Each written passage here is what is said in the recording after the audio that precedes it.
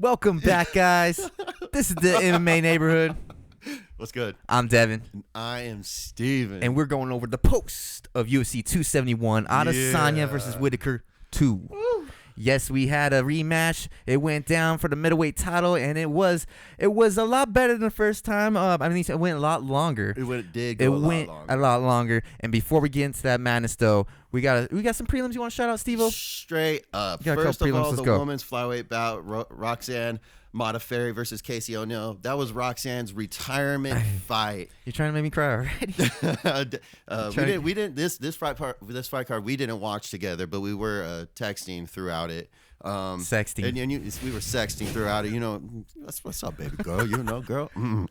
But back to the fight. Well, yeah. So Roxanne, that was her retirement fight. She happened to lose via split decision, which was, she was getting pieced up by Casey O'Neill, but fuck the fight. You know what I'm saying? That's her retirement fight. I remember watching Roxanne on the Tough series. You know what I'm saying? I was always a fan of the hers. first female Tough series. The first female Tough series. When it was Ronda Rousey and Misha Tate were the coaches. Yeah. So I remember watching her. I remember, I like her style, like that, her personality and everything. So happy retirement to Roxanne. And, fucking, she's been in the game a long time. She's 39 years old. Doesn't even look it. Oh, not at all. Yeah, not even at all. So happy retirement.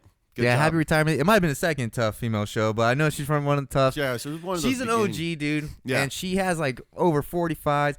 She's always had this weird, goofy look to her. She never looked like a fighter, but she had a heart of one, and she showed it that night. And it was a close ass fight, baby. She went out there to bang. Hell yeah! And all props to her. I did drop a couple tears because man, it's sad to see an OG retire from me.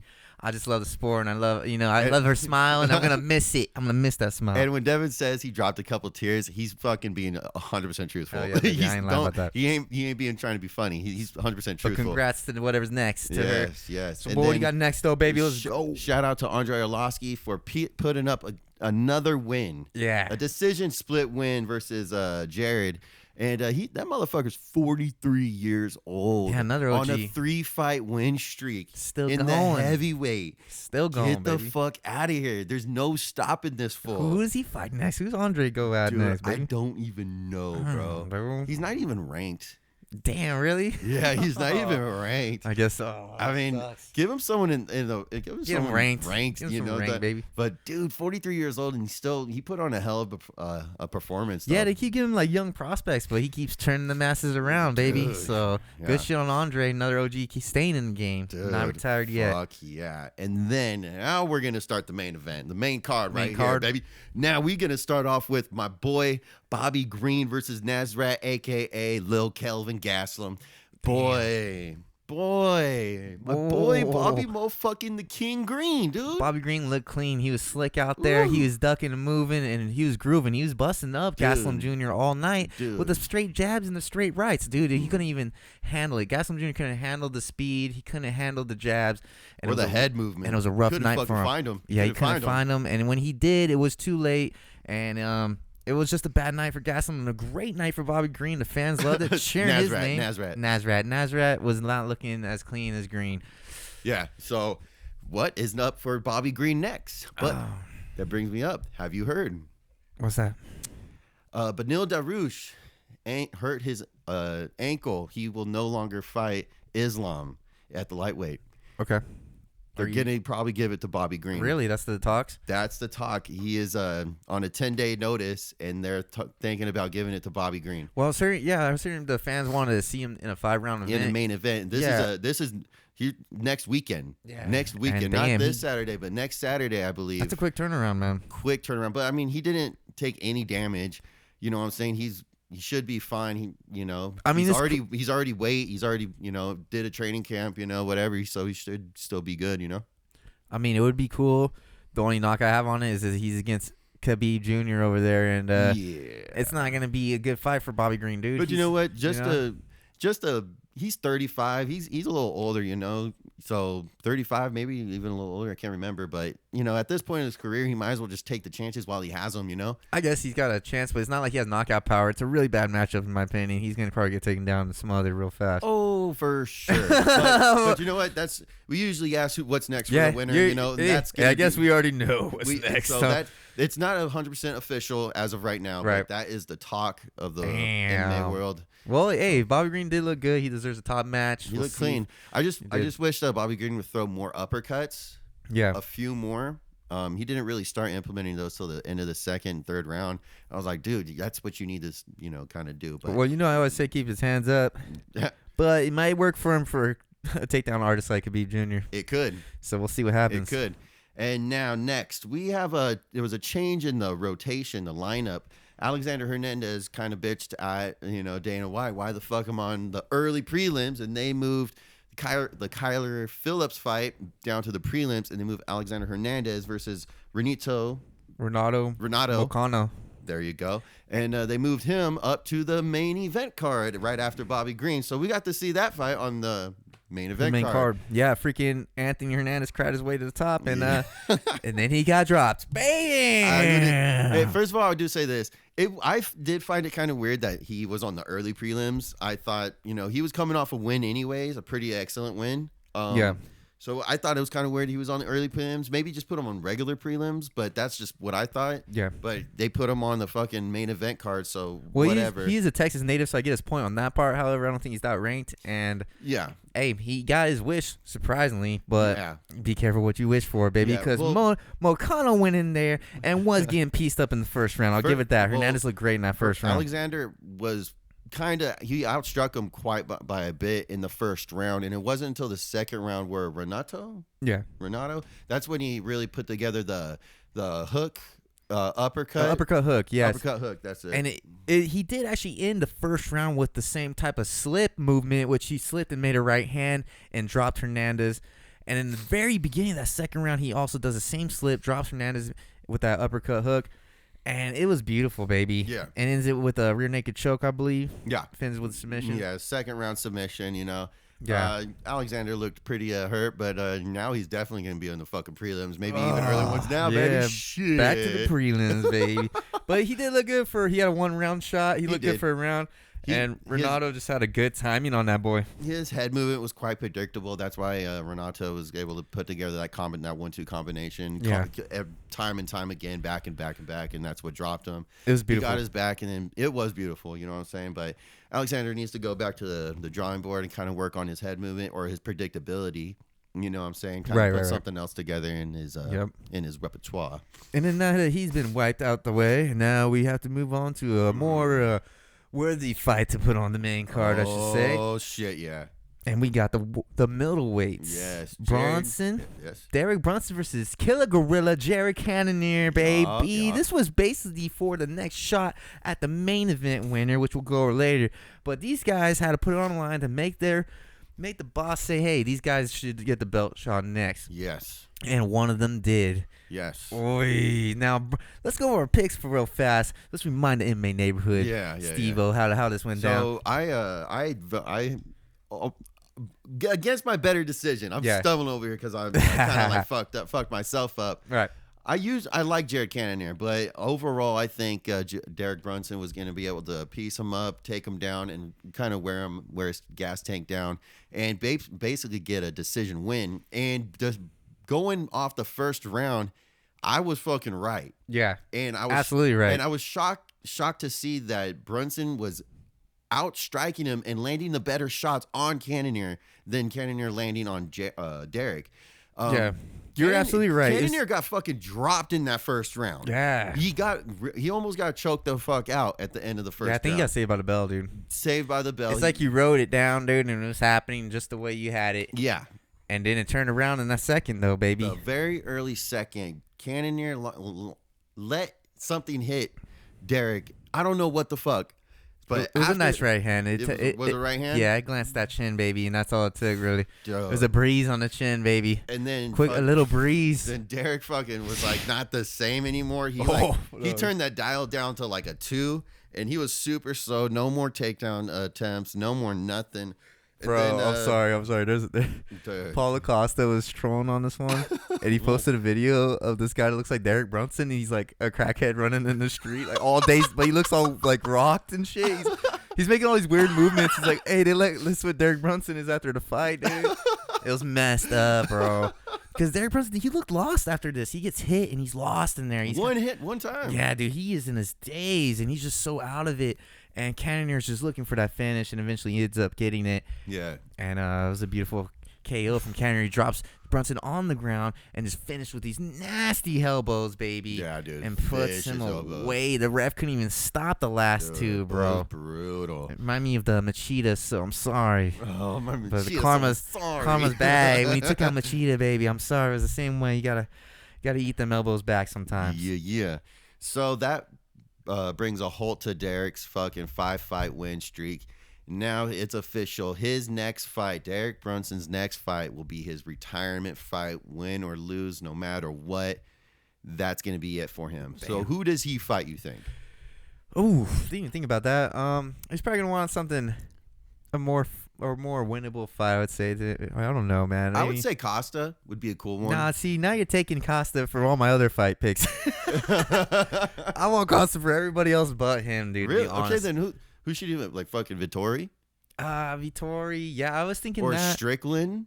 Let's give him Strickland or Uriah Hall, something like that. Okay. I don't know if he's fought Uriah Hall yet or not. I don't know either. But it sounds like a good fight. Yeah. So and then Jared Cannonier. I guess we'll talk about him a little later. I mean, we'll talk about him a little later. Yeah, we'll talk about him. And then we'll talk about who he fights next later. Yeah, exactly. But I think we're gonna go into the core main event of the evening. Oh, get that shit, baby! Let's go, baby! The Black Beast, Derek Lewis, taking on the Tai Tuivasa, baby. Bam, bam. And bam, bam, it was crazy, dude. Yeah. This was crazy. Honestly, this is my fight of the year so far. I know it's early, but these heavyweights put on a damn show, baby, to remember. And do you want me to break down that first round, baby? Well, Derek Lewis was fucking, he came out with what, like a fucking weird-ass, was it the flying knee or was it the kick first? I can't remember. No, he was kicking he's doing some fancy kicks. And he fucking threw a flying knee at one point, and then he actually took Tai Tuivasa down 2 times. Yeah, in the first round. Some good judo tosses. Yeah, dude. Oh my God, yeah. It was like, what the fuck is going? Like Derek Lewis, he's really being strategic with this one. Right. I was like, I'm kind of impressed. Dude, he looked fucking great. I'm kind of impressed. He looked and at great. one point, he had Tai Tuivasa against the cage, and he was fucking raining down on some fucking blows on Tai Tuivasa's Dude, he was landing unbelievable shots to Tai Tuivasa's fucking temple, the back of his head. He was landing shots that would kill any other man. Yeah. You know? He threw it all. Yeah. He threw it all that Tai. He was rocking him, socking him, took him down, beating him on the ground. And the bell rings were on round 2. Dude. Damn. And then second round comes about. Dude. And then Tai Tuivasa, you know, the second round was so crazy that I can't really remember how it started. All I remember is how it ends. Dude, it just went into the pocket. And then now, because Derek Lewis was getting the better exchanges in the pocket in the first round. And then it goes back in the second round. I'm kind of scared because I know Lewis has already hit him with everything. And Ty's still standing. But yeah, they get in the pocket pretty much right off the bat. And then Ty hits him in the pocket. He glances at Lewis. Yeah. Lewis backs up. Yup. Ty puts him against the cage and lands that fucking elbow. Yeah. Oh, and timber, dude. Dude, he dropped, he legit was knocked the fuck out. He faceplant KO'd his fucking, the beast. Dude, the Black Beast's body bounced on the canvas. And my body bounced on the ground as well because I felt that pain, baby. Not all of it, but some of it hit me. And I collapsed with him, and I was devastated, man. Hey, at least I could not believe he lost that. At least fight. I got that pick though. I got that one. You know what? I failed you, my friend. I was supposed to do the Shuby tonight. I'm gonna get it next podcast. We'll do it. You could do it Friday for my birthday, motherfucker. Oh, Steve-O Shuey. Yeah. Because somehow Tai Tuivasa takes every shot the Black Beast got. And he still stands and lands the elbow and finishes the job. Dude, I mean, it was crazy, that last exchange, because they were going back and forth, and then Tai Tuivasa just came in, boom, got him against the cage, and just that fucking elbow just dropped him. A worthy Shuey. Sad night for the Beast, though, baby. Sad night now, for the Beast. Now, who does Tai Tuivasa face next in this heavyweight division? They rank him number 3 now. Yeah, he went up 8 spots. Damn, now this is either Cyril Gane or Stipe. Because now, according to what I watched a post-fight conference, whatever. Yeah. And someone asked, where is Jones' update on the heavyweight? He said he seemed kind of optimistic that Jones will fight in the heavyweight division this year. Now, against who, we don't know. So that kind of, where do we go? Does Jones fight Stipe and Tai Tuivasa fight Gane, or the other way around? Does Tai Tuivasa fight Stipe and then Jones fight Gane? Damn. You know what I'm saying? So those are the fights that I think should happen. Who knows which order? Yeah, I think all his boys smoke Tai though. I want to see Tai and Ngannou. I want to see. That's more interesting to me. Do you really think that? Yes, because we got bangers versus bangers. We just seen one and it's amazing. It's incredible. Dude. I want to see Tai versus Cyril run. I don't want to see what? Run. Yeah, I don't see that, dude. Dude, fuck that, bro. I don't want to see that. Oh, fuck you. Stipe will destroy Tai Tuivasa, but actually that's a better matchup to me. I just don't think Stipe will take that. It's not big enough for him. Yeah. But yeah, I mean, we'll see what happens, dude. I think he should fight for the belt next. Why not? I mean, we will definitely see it. I don't know. Why not, baby? I mean, why not? Ngannou and Tai, boy, that's a fucking fight, baby. I mean, Jones and Ngannou is the fight to make. Well, of course, but without knowing when Jones returning, I would say Tai and Ngannou. Yeah. So, my dude, man, that heavyweight division kind of looking pretty nice right now. Yeah, I don't know. Beast fights next. I don't know, dude. He's kind of in the. He needs to take a break. He's kind of in the boat with a few other fighters in some other divisions. I don't want to say he's like second best or third best. I don't want to say he's second best in the heavyweight division, but he always comes so close. Like, he beats everybody else except for the main contenders. You know what I'm saying? Yeah. Kind of like the same with Colby Covington and welterweight. The first time he lost the one that wasn't, Yeah, and Max Holloway in featherweight. You know what I'm saying? They beat everybody else except for the main people. Well, yeah, I don't got to pick for him. Neither do I. Right now. But he needs his rest. Need to let the beast rest, baby. Yeah. But now it's time for the main event of the evening. We have the rematch. Yep. Israel Adesanya versus Robert Whittaker 2, baby. Let's go for the middleweight title of the world. Dude, yeah. And it went different as last, because as we know, the first fight, Adesanya whoops Whittaker pretty quickly, drops in the first, finished in the second. Yep. And now we have a 5-round technical battle. Some may say it wasn't all that. Some may say it was good. What is your feelings on it, brother? Well, let's hear your feelings on it real quick, because I know it's short. I know it's short and sweet for you, baby. You know what? I'm just disappointed because I think Whittaker played it a little too safe, and for him to say he won this fight at the end kind of pissed me off, because I know he didn't even try to finish the fight. Yeah. And that's why I'm mad.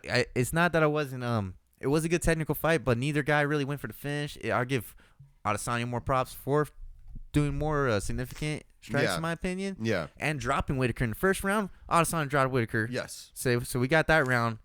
Adesanya all day wins that first, no matter what. Yeah. The second round was close. We had Whittaker we had a takedown success a little bit. Yeah. If you consider takedown with no damage to takedown. Yeah, exactly. So I mean, and then I also have Robert Whittaker getting the better of the exchanges in the second round as well. Yeah, I gave Whittaker the second round. I have it the same as you so far. I have Israel the first, Robert the second, and the third is, I think it was pretty outright. Like, Rob got his back at one point, but all the exchanges were pretty even. But during this whole time, during the past 3 rounds, Izzy has octagon control the whole fucking time. He is making the pace. He is controlling everything. And Absolutely. This whole time, Israel is beating the shit out of Whittaker's lead leg. Absolutely. Beating the fuck out of it. Yeah. So I gave the third round to Israel, though, whatever. Same. So what if Robert Whittaker got his back? He didn't do anything. No, I give third round to Israel too. So to me, I think the fourth round is really the controversial, because a lot of people think Whittaker won. A lot of even some other UFC fighters think Robert Whittaker won. Michael Chandler, Justin Gaethje, just to name 2 of them. Yeah. The fourth round is pretty close. Israel does get a good knee onto Robert Whittaker, but Robert Whittaker also comes back with some very strong shots on on Israel.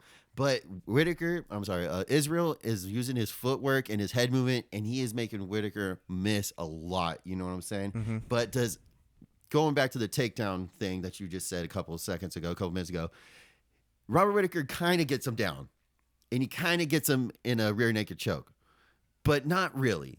You know what I'm saying? Mm-hmm. So where they got Robert Whittaker having 4 out of 10 takedowns this fight.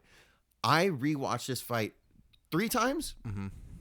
I have him having maybe 1 or 2. I know he's gotten a few were flashing or real fast, But I just don't. I can't count those. Yeah, I can't count them. The way I see it too, is nothing significant happened. He didn't. Right? He didn't ever get a ground strike. Nothing significant happened. Nothing. He took him down and he got right back up. I don't even think he ever hurt Izzy. No, not at all. Okay, so that's why I'm mad. He never threw the right hand. Yeah. Corner's calling for right hand. So 4th round, I still give it to Izzy. If they want to question that one's up in there. You let us know. Look, and I will say Izzy got the better of the exchanges, and Israel was still beating the leg more.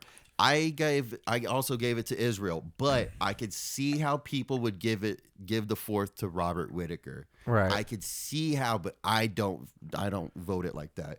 In the 5th round, Israel still kicking him a lot. The exchanges were pretty even. Rob was hitting him with some good shots, and he also landed a solid left onto Israel coming out of the clinch. Solid shit. But he was still making Whittaker miss a lot, and it was one of those things. Robert gets a kind of takedown.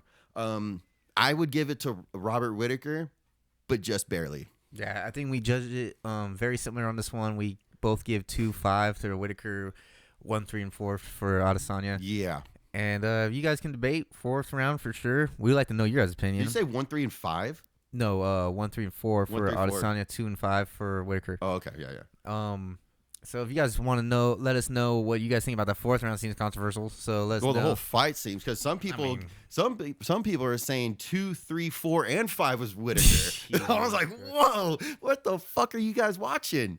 Yeah, the judges were kind of fucked up. If you look at the judges' scorecards, I think 2 of them didn't even give Whittaker the 2nd round. Really? And they all gave him the 5th though. Really? Yeah. So 2 judges didn't even give. They just gave him the 5th. Wow. Yeah. Okay, so that's a little messed up. Yeah, on that part. But to me, bro, there's nothing significant Whittaker did in that fight to make him champion again. Yeah, I will say this. He had a good game plan to take him down, not to get in too many scuffles, exchanges with him, and just stay in the pocket like he did the first fight. But he himself was being too conservative. Wasn't throwing the right hand because him throwing the right hand left him open in the first fight. That's how he got knocked the fuck out. Yeah. So I understand why he was conservative, but it just didn't work out. He let loose a lot in the 5th round. The 5th round, that's where he should have been from the start. No, he shouldn't. If he would have done that from the start, he would have been knocked out. Maybe 100%. But it was too late. At least from he should have at least started 3rd round. 3rd round. If he would have done that, sure. And then after rewatching it so many times, I don't think he should have been focusing on trying to get him down as a takedown, because he did nothing significant with those takedowns at all. But what he was finding success was in the clinch. Mm-hmm. In my opinion, that's the real way to beat Israel Adesanya. My boy. That's the real way, in my opinion. Keep him pinned up against the cage. Pin him up against the cage. Dirty box the fuck out of him. Yeah. Hold him there for a second. Let him work for a minute. But then you break out. Fucking dirty box him. You know what I'm saying? Yeah. That's where Whittaker was finding those hard hit successes on Israel in that second fight. So, you know what I'm saying? That's what I think. Yeah. That should be the real game plan, the real blueprint, so to speak, to beat Israel. Yeah, and it's not really Whittaker's style, It's like he had trying to transform his style to beat him, and it just wasn't all there yet. Yeah. Everything was still telegraphed. He still had a telegraphed takedown. Yeah. He couldn't throw a right hand. He's too scared of telegraphing. And he was halfway there, in my opinion. And it just sucks because it's just, it sucks. Well, speaking of telegraph, I like to see a bit more out of him. That's why it sucks. I like to see him actually commit to more of his training than be halfway in. Yeah. So I'm going to speak on Israel for a second. I thought Israel was really, really conservative too. Right. Granted, he was not. He was playing the counterpart like he usually does, but he was a little conservative. He was a lot of. Well, there were moments for him to capitalize to knocking Whittaker out, in my opinion. There was at least 3 or 4 times. Yeah, I really thought that what Joe Rogan called out through via text or whatever the fuck. He said if something was wrong Adesanya's hand. And I know you said nothing was, but it really did seem like that with his right hand. He did hold it a lot, but in a weird, awkward way. Yeah, but honestly, there were times when Whittaker was in a changing motion where Israel could have done something. You don't think anything was wrong with his right hand? Nah. Just the way he's fighting, he wasn't really throwing it. I know it, but that's what I'm saying. He was being conservative too. And in my opinion, he was being a little too kick heavy in the wrong moments. A lot of kick dodging. Well, it was like, why are you trying to leg kick Whittaker when he's coming in to fucking hit you in the face? You're doing this. You're playing very weird. And I thought his stand-up wasn't very creative this fight. I thought he was very predictable. Yeah. In my opinion, Israel wasn't fighting as creative as he could have been a little bit more worried about the takedowns because he knew that was a game plan. But I thought he got right back up. That's not even right. But it could keep him from being as creative as he would usually express himself as. I do think his superior footwork and head movement saved him this fight. Because Whittaker did throw a couple of head kicks, and he just, did his little fucking lean back shit, and it just like went right by him. You know what I'm saying? I feel like a nagging Nancy, but that was another thing that made me pissed off about Whittaker is he wouldn't set up his head kicks. Yeah, he just throw a head kick. Yeah, no jab, no nothing. Yeah, he's not. He's not Israel. He's not Israel. He's way shorter. His reach way I don't know. Yeah, just no setups where nothing was proper. There wasn't proper setups. The setups were proper here. I was very frustrated with the setups. They weren't proper. He called it technical, but there's no proper setups for any of this. But anyways, Whittaker had a shot. He blew it. Who the fuck's next? Well, hold on. I do want to talk about the judging, though. Because how much does value get put onto the takedowns, octagon control? And I think that's a question we've always talked about in our own time. Why does that get counted for so much and this doesn't? You know what I'm saying? And a lot of people counting the takedowns as a lot of value. That should have won him the fight, Whittaker. But I think this fight proves that the judges put a lot of stock in octagon control. Yeah, the pressure. That's the number one thing on the roll anyway. So, I mean... Well, like I think I've always felt like that was a topic of conversation because it does remind me of way back in the day. Remember when Machida fought Rampage at light heavyweight? We cannot talk about that. It's so bad. But Machida was beating Rampage's ass the whole fight. Yeah, even Rampage said it. Exactly, and Rampage won, and he was like, "I fucking lost this fight. You guys are stupid." She said, "Machida whooped my ass." Whooped my ass. But yeah, I get it. It's unfair.